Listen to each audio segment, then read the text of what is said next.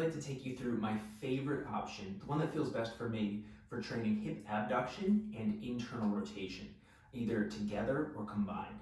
And all you need is a bench, a couch, an ottoman, something you can prop your leg up onto, and I'll take you through it. So from a couple different angles, I'll show you first from here. What I'm gonna do is pop my leg up here, my thighs up here, my lower leg, and my ankle are all resting on this bench. And my hip is kind of straight out from my knee. This is about a 90-degree angle. So this is what works well for me. I put my hands down on the ground, like so. And from this position, I can do a number of things, and I'm gonna take you through them. So I can do pails and rails for hip abduction, which would be driving my whole leg in with the intent to drive it towards my midline, as if I'm trying to pull this knee towards my other knee. So pails contraction, then the rails would be pulling my entire leg off the bench, like so, while trying to keep my torso relatively in the same position. If in order to achieve this position, you need to turn your torso, that's totally cool, but then when you do your effort of moving your hip, you want to keep your torso still, whatever position it's in. Now, another thing I really like from this position is supported hip axial rotations. Okay, this is where I'm gonna change positions so you can hopefully see a little bit more. Okay, so I'm here, and I like this because the hip is supported. Okay, you can change your torso position if you need to. You're gonna rotate internally, rotate externally. Keep that pelvis and spine still. What I really like about this is then when you go into external rotation, you're not gonna get a whole lot, right? But you can drive into the pad, whatever it is, internally rotate, drive in. And with some practice, and because it's supported, you might be able to squeeze out a little bit more rotation than normal. Okay, and you can play around with turning your torso away, turning it towards, and see how that affects you. Now, if we want to work a little more intensely on internal rotation, there's a couple things we can do. I like to start off with a pails rails setup. So to get more internal rotation, I would want to be lifting my ankle from here, internally rotating. So I can put some blocks up here, or cushions, something to hold you, right? And then from there, you can do a pails contraction, which would be driving downward with the intent to externally rotate, right, for 10 to 15 seconds. The rails contraction would be the opposite, nothing changes.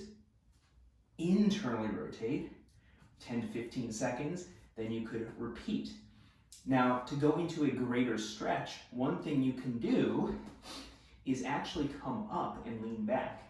Now, in order to do that, I would suggest holding on to something and trying to keep your pelvis and spine relatively still.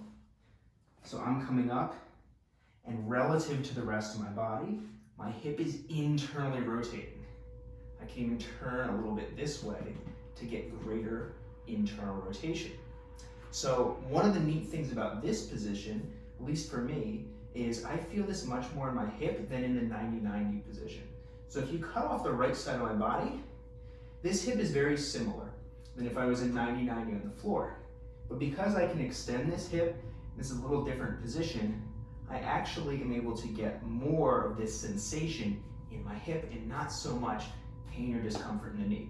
So I suggest you try this out, and I'll show you a little different angle. All right, I just want to make sure you see the position I'm in. So I have a knee down, you can certainly put a cushion under there, and I'm here, I'm leaning back, so now I'm really in my passive range. I could do pails and rails from here, though I'd prefer you start them at the end of your active range first. But as you progress, you can start moving backward, then passive range holds. So what I would do from here is lean into my greatest pain-free range, try to lift off, nothing's gonna happen, right? Then keep trying as I come forward and peel off as soon as I can. Okay, boom, I'm solid through here. Maximum passive range without pain. Peel, keep trying to peel. Whew, passive range hold. Really excellent way to start bridging that gap between active and passive and gain more strength and control within your range. And just for the hell of it, I'll show you that from a different angle. Passive range hold, you can see it a little bit more clearly here. This is my passive range, right? Watch my active. Peel, peel, peel, peel. Whew.